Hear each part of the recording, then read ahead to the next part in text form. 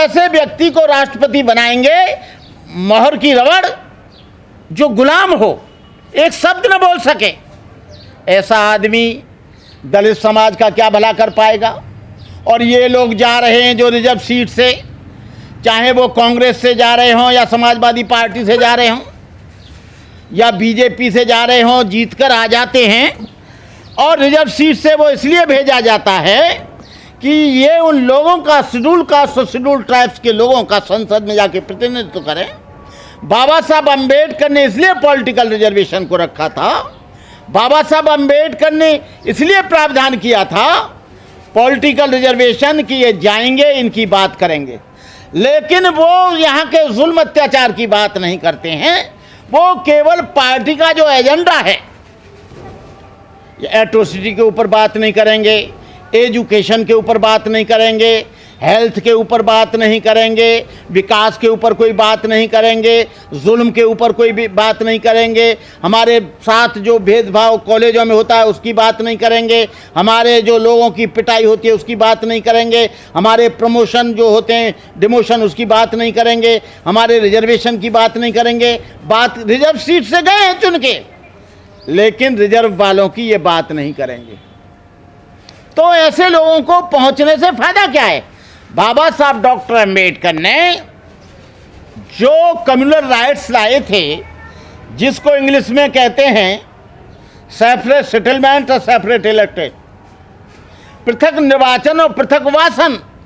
बाबा साहब कहते थे कि हमारे लोगों के वोट का 2 का अधिकार होगा। सवर्णों को ये वोट दे सकते हैं, लेकिन रिजर्व सीट पर सवर्ण वोट नहीं दे सकता। कहने का मतलब ये था कि अनुसूचित जाति के व्यक्ति को अनुसूचित जाति का ही व्यक्ति चुनेगा। लेकिन अब क्या हो गया? गांधी ने जब 26 सितंबर सन 1932 को इसीलिए हंगर स्ट्राइक की थी, तब ये रिजर्वेशन मिला, पॉलिटिकल और एजुकेशन रिजर्वेशन और सोशल रिजर्वेशन, और उसकी वजह से मिला ये नौकरी का रिजर्वेशन। उसकी वजह से मिला क्योंकि वो सेपरेट सेटलमेंट का मैटर इन लोगों ने दबा दिया गया। आज यदि सेपरेट सेटलमेंट होता, सेपरेट इलेक्टेड होता, पृथक निर्वाचन होता, पृथक वासन होता, तो जो लोग ये 110 या 120 लोग जो बैठे हैं, इनका तो बाप भी शेड्यूल कास्ट के जुल्म अत्याचार की बात करता संसद में जाकर। आज इनके जाने से कोई फर्क नहीं पड़ता। और ये मनुवादी पार्टियां हैं, ब्राह्मणवादी पार्टी हैं, मनुवादी सोच की हैं। ये कब चाहेंगे कि ऐसा व्यक्ति पहुंचे संसद में जो इनकी बात करे? चाहे तो ये आम पार्टी हो, आम आदमी पार्टी, चाहे कांग्रेस हो, चाहे बीजेपी हो, ये सारी की सारी पार्टियां मनुवादी और ब्राह्मणवादी हैं। इसलिए मैं अपने लोगों से कहता हूं कि आप इनकी बातों में मत आओ, और जो बैकवर्ड और शेड्यूल कास्ट और माइनॉरिटीज के लोग हैं वो एक हो जाओ।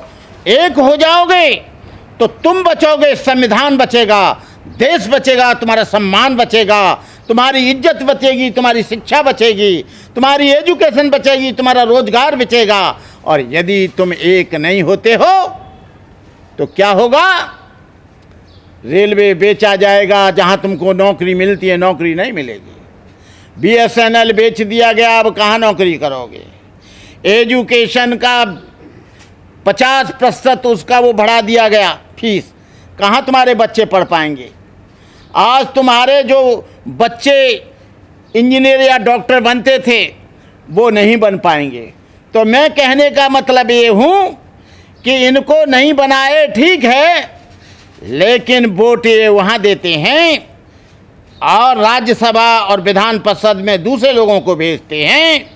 तो मैं तो यहाँ के माइनॉरिटी से, शेड्यूल कास्ट और बैकवर्ड से और शेड्यूल ट्राइब्स के लोगों से यही अपील करूँगा कि 2024 के इलेक्शन में सोचो समझो, नहीं तो तुम्हारे हालात अभी जो हुए हैं उससे भी ज़्यादा बुरे हो जाएंगे। आपके बच्चे पढ़ नहीं पाएंगे, आपको कोई रोजगार नहीं मिल पाएगा, आप जो अस्वतंत्र रहते हो संविधान को बदल दिया जाएगा। तो मैं आप लोगों से कहना चाहता हूँ, इस देश में सबसे बड़ी चीज़ तो ये है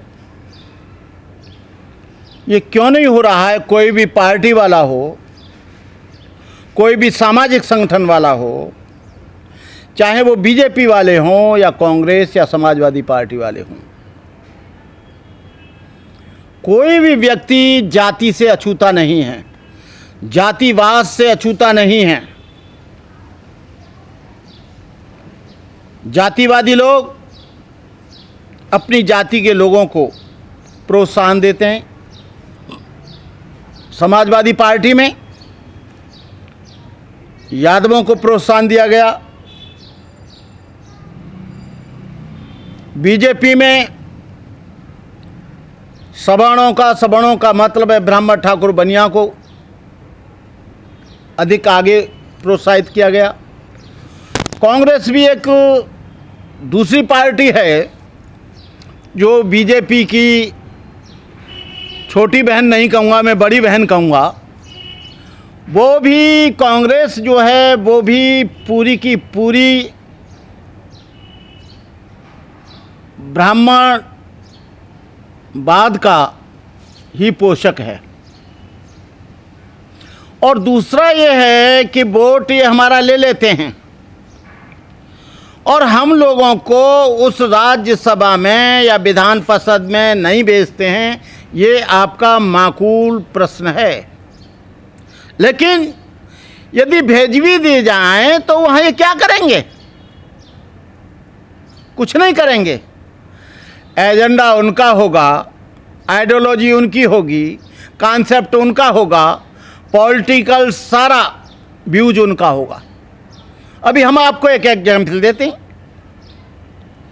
बीजेपी में बहुत से शेड्यूल कास्ट, शेड्यूल ट्राइब्स और माइनॉरिटीज़ के लोग बैठे हैं, लेकिन वो व्यक्तिगत रूप से जो भी चाहे या जुल्म होता हो या अत्याचार होता हो, शोषण होता हो, घरों में आग लगाई जाती हो, बच्चों के साथ विविध अत्याचार होता हो, चाहे कॉलेज में होता हो, चाहे किसी कार्यालय में होता हो या किसी मंदिर पे होता हो, एक व्यक्ति भी बीजेपी में रहने वाला, चाहे वो राज्यसभा में हो या संसद में हो, कभी एक क्वेश्चन नहीं बोलता है। अब इसके लिए मैं आपको एक उदाहरण देता हूँ। नाथद्वारा के मंदिर में जब मंत्री थे हमारे जगजीवन राम जी, नाथद्वारा के मंदिर में उनको नहीं घुसने दिया, लेकिन एक भी कांग्रेस का मंत्री, एक भी कांग्रेस का संसद सदस्य, एक भी उसमें रहने वाला व्यक्ति, राज्यसभा या संसद सभा का एक व्यक्ति नहीं बोला। दूसरी घटना और बताता हूँ मैं। जगन्नाथपुरी के मंदिर में महामहिम राष्ट्रपति कोविंद साहब, रामनाथ कोविंद साहब गए और राष्ट्रपति देश का एक बहुत बड़ा प्रथम नागरिक होता है, एमएलए एमपी से भी बड़ा होता है संवैधानिक दृष्टि से। उस आदमी को नहीं घुसने दिया और एक भी आदमी ने, बीजेपी बैठने वाले लोगों ने संसद में उसके लिए कोई भी प्रस्ताव पास नहीं किया गया, संसद में उस प्रश्न को नहीं उठाया गया। संसद में प्रश्न उठाकर जिन लोगों ने रोका था उनको इंट्रोगेट नहीं किया गया, उनके खिलाफ एफआईआर नहीं की गई, उनको जेल नहीं भेजा गया, कहीं भी अनटचेबिलिटी एक्ट के द्वारा एफआईआर नहीं हुई। यदि ये पहुंच भी गए, हम मानते हैं कि आम पार्टी की जो गवर्नमेंट पंजाब में आई है उसमें बहुत बड़ा योगदान वहाँ के 50% शेड्यूल कास्ट का रहा है, चाहे माँ रविदासी सिख हो या मजहबी सिख हो या वैसे कोई अन्य व्यक्ति हो।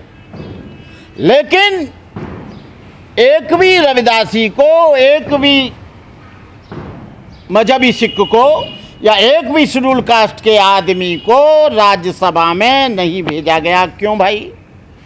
जब आपकी पार्टी जातिवाद नहीं मानती है, छुआछूत नहीं मानती है, भेदभाव नहीं मानती है, तो कम से कम आपने 4 या 5 भेजे, उसमें 2 या 1 तो भेजना चाहिए था। यही हालात दिल्ली के हैं। अब आपको बता दूं कि ये लोग केवल वोट लेने के लिए हिंदू हैं, केवल वोट के लिए हिंदू हैं। बाकी ये शेड्यूल कास्ट, बैकवर्ड और शेड्यूल ट्राइब्स हैं। यहाँ पर कोई भी भला यहाँ मेंबर भी बना दिया जाए तो वो मेंबर एक पट्टा बनवा लेगा, जैसे कुत्ते के पट्टा बांध देते हैं कि ये पालतू हो गया। वहाँ पट्टा बांधकर वो पालतू हो जाता है और वहाँ कोई भी अपनी बात नहीं कर सकता है। बगावत करता है तो उसके खिलाफ FIR कर दी जाती है, बगावत करता है तो ED का डर दिखाया जाता है, बगावत करता है तो इनकम टैक्स का दिखा दिया जाता है, बगावत करता है तो CBI उसके पीछे लगा दी जाती है, बगावत करता है तो उस पर ढेर सारे इल्ज़ाम लगाकर उल्टे सीधे सामान रखकर उसका वो कर दिया जाता है, चालाना, जेल में ठूस दिया जाता है।